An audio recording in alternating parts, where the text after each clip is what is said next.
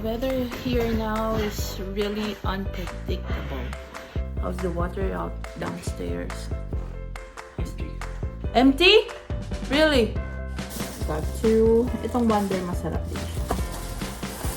And then some cans. Like ito coconut milk.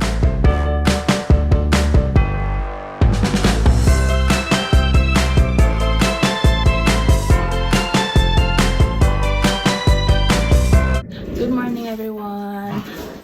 It's February 16. Literally kahagising na. Nagising ako sa dogs kasi gusto na nila lumabas. Probably they need to go pee and poop. Ayan. And look what I saw. It's snowing. My goodness. The weather here now is really unpredictable. You know what? Last night or yesterday, sobrang ulan. Diba may binaha pa nga. Ay, check ko pa pala yung basement. Tapos may tornado watch pa kagabi. Sobrang lakas ng hangin. And now nga, nakita namin sa weather, mag-snow today and tomorrow. So, yeah, super unpredictable. Ayan, nag-snow na naman. Kanina kasi nung nakita ko, hindi na siya nag-snow. Pinalabas ko yung mga aso. Ngayon, nag-snow na naman. Oh, para makita nyo daw. Ayan, so it will be a cold day. Stop. Papa's still sleeping. Tutulog pa kasi si Warren. Ako na yung bumangon. Kasi kahapon siya bumangon. Niyaan niya ako matulog. Kasi natulog ako hanggang 8. Hindi ako makatulog. Last night, kahapon. Niyaan niya ako matulog. 8 na ako din nagising. Ayun. Reaper. Behave. Ang likot nito ni Lucy.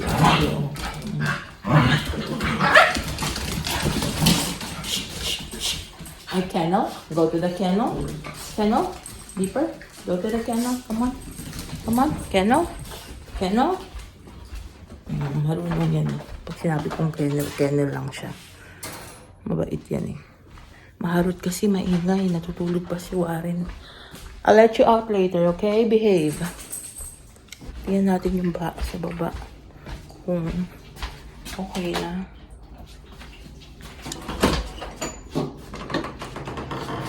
Hindi pa rin okay. May baha pa rin. Mga 2 to 3 inch to. Ayun may baha pa rin sa baba. Let's go. Sana bumaba na kasi mag-laundry ako bukas or sa Tuesday. Ang plan ko Tuesday. Nagsipag sa akin yung mga mahangin kasi kagabi. Yung mga upuan namin sa labas nagsipag sa akin na. Yun. Tapos yun, nag-snow. Baliw lang ang weather.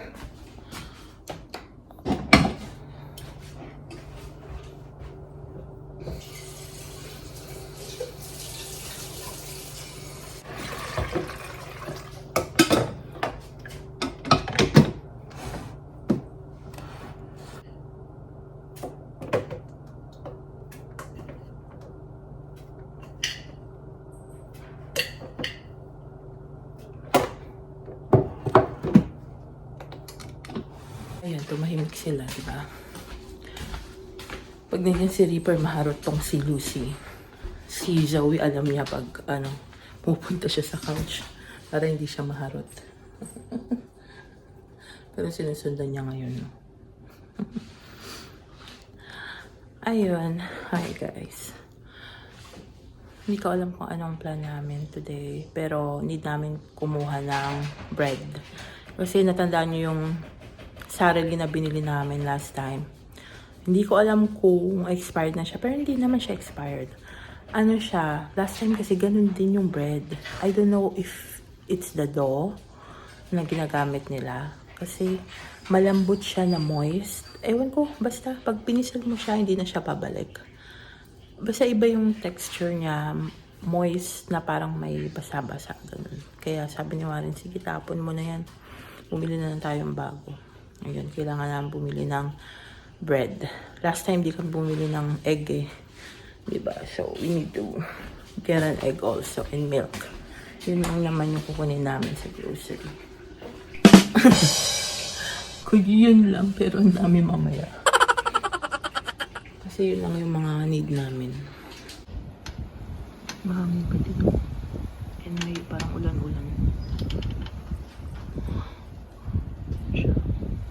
Hindi pa ito. Nakita niyo. Sa likod ng puno. Nag-ayos.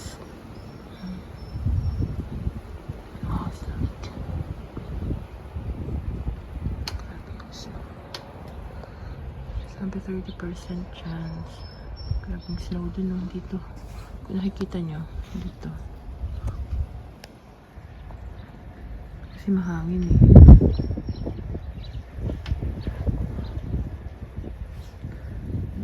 Nag-prepare lang ako para just in case alis na kasi si Warren, madali lang siya mag-ayos. Ako ang tagal. Siyempre, diba? Nakaka-relate ang mga girls dyan. Ayun, nag-ayos ako para lumabas sana. Kaso, ang putik. Wet yung ground. Unlike kapag nag-snow, diba? Pwede tayo lumabas. Hindi masyadong maputik. Pero ngayon, since soaked yung ground. Soak yung ground. No. Impossible. Mapuputikan lang tayo. Ayan ang outfit. Ang ano lang, ang comfy lang. Nag-layer lang ako sa loob dahil malamig. Hi! Wonderful. How's the water out downstairs? Empty. Empty? Really? The last of it's going down right now. You did it? Mm-hmm. Oh, nagawa niya. Empty na, wala nang water sa baba. Do we need to clean it? Clean. Ayun, empty na siya. Yes. Yun yung kasi iniisip ko, paano ako makapag-laundry at may baha pa sa baba. And it will take like 2 to 3 days bago humupa. Pero ginawa na ni Mr. dahil bothered nga ako dahil marami akong labahin. Ayun, I'm glad. You made it. Thank you, babe.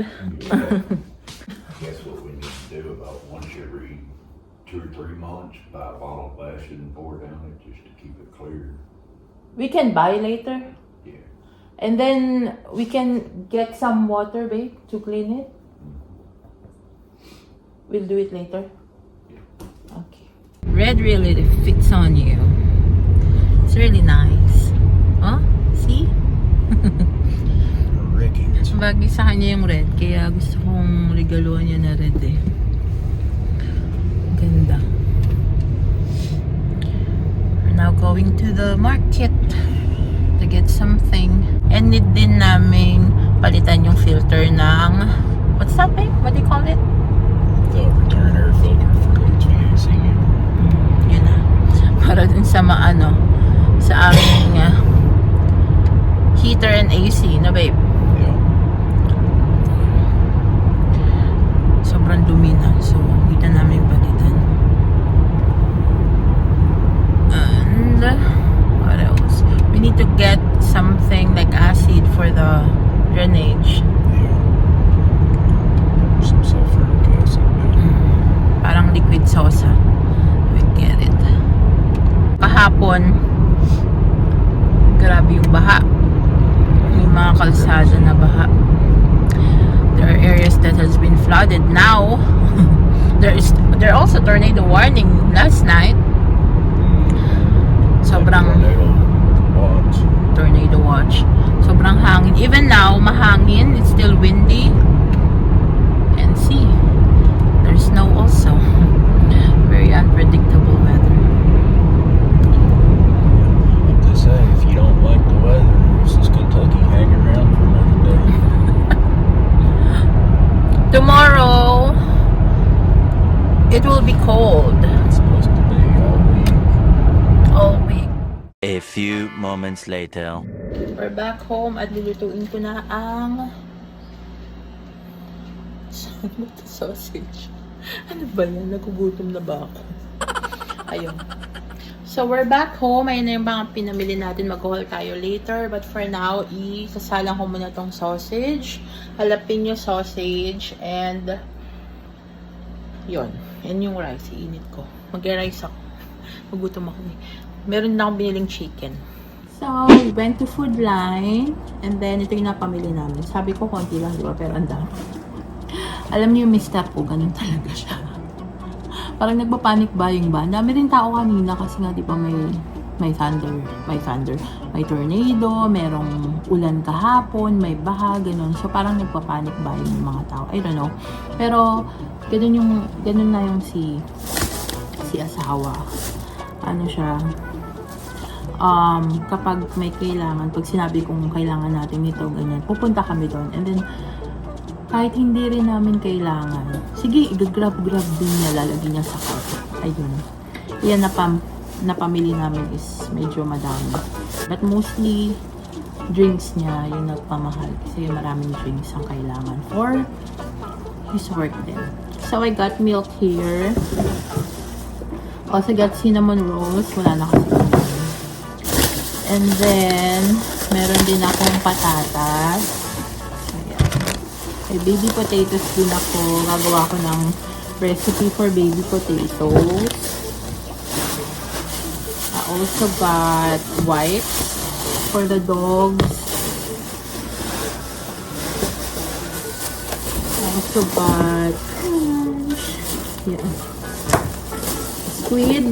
Ito, excited akong kumain. Yeah. Sana may tinta siya, no? Ayan, ito talaga yung kinuha ko. May mga calamari doon, pero ito yung hinahanap ko. I'm glad I saw it. Ayan. Tayo? Adobong pusit. Pineapple. I got also mackerel. Ito masarap, try nyo. Medyo mahal lang nga. $3.50 ata. 49 cents yan. Pero masarap. Masarap din yung jalapeno niya, maanghang. Kaso wala eh. So, yan na lang kinuha ko yung with olive oil. Ayan. Then I have cucumber. Tapos yung chicken ko nga. Ito yung kakainin ko for lunch. Nakain ko na yung mozzarella. Kinain namin on the way.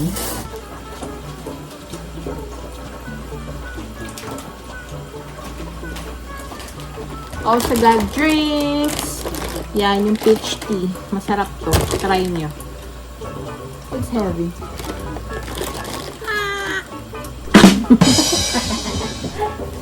Four down that drain. All sulfuric acid down. May Powerade din, grapes and orange flavor. Meron din tayong egg.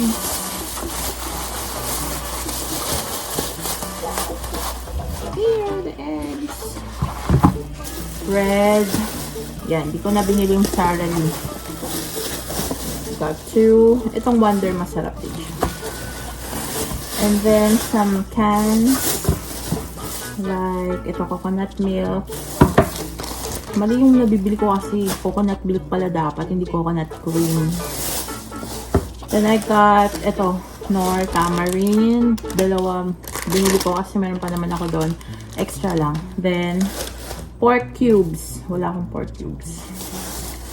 Rotel, I got 3 or 4 rotels. That's it. Yun lang ang aming binili for today. At wala yung hindi ko na makita yung resibo. Parang $104 siya. Nakita ko kanina. Balik kagabi, nagtanong siya. Bay talaga ng asawa ko, promise. Kagabi nagtanong siya. Kasi this week, 5 days siya mag-work. Yung regular work niya. Kasi ngayon, long off siya. Monday, Tuesday, Friday, Saturday, and Sunday. Off niya yun. So, long day off. But this coming week, baliktad naman. Monday, Tuesday, Friday, Saturday, and Sunday, meron siyang work. Yung regular job niya. And then, he asked me nga night kung ano yung kailangan kong bilhin para may stock pa dito sa bahay. Kasi nga, limang araw siyang wala. 12 hours pa yun. So, gabi na yun uuwi. So, sabi ko, few items lang. Like, few items like egg, milk, and bread. Yun lang naman yung need ko talaga. But unfortunately, like what you saw earlier, medyo marami yung nabili. Ayun. Kasi itong taong to, ano siya, hindi na ako bumili ng meat kasi marami pa naman kaming meat. Ang binili ko na lang is yung mga kailangan talaga, yung mga wet wipes for the dogs, yung mga pee and poop nila sa floor. Yun yung panlinis ko kasi. Then, bumili na rin ako ng yung mga few items. Like, yung rotel, wala na kaming rotel eh. Sometimes, we crave for chili, ganun. So, actually, yung mga binili ko is hindi ko nabili last time from Walmart. Dahil meron pa. But now, nagamit na namin lahat. So, bumili ako ng konti. Basta bait ng taong to. Talagang inuuna niya ako kung ano yung mga kailangan ko. Go lang. So, before we end this vlog, I wanna make a shout out to the people who always watch and support us here on our channel. Maraming salamat mga sis. To Noy and Cory, thank you so much. Meron siyang bagong vlog sharing her experience about citizenship. Maraming salamat sa iyo sis and congratulations again dahil bagong US citizen na siya. Yes, I'm so proud of you. Sana ako din. Malayo pa naman pero pinanood ko yung ano niya, very informative. So, if you are wondering kung ano yung mga requirements and questions about citizenship or naturalization, go and check her channel. To Camp Life Vlogs, hi sis Grace and Robert, thank you so much for watching. Zeta, Mama and Dada, keep warm sisi dahil napakalamig sa kanila, nagiyelo pa rin. So, ayan. Regards to your beautiful family. And also to Soyam, thank you so much for watching. And of course, to my family in the Philippines, maraming salamat guys sa patuloy na pagnonood at pagsuporta sa akin. Thank you. Hello Mama, I love you. Hello, Mama. I love me too. Ayun, maraming salamat guys. Thank you for watching. Until our next vlog. Bye!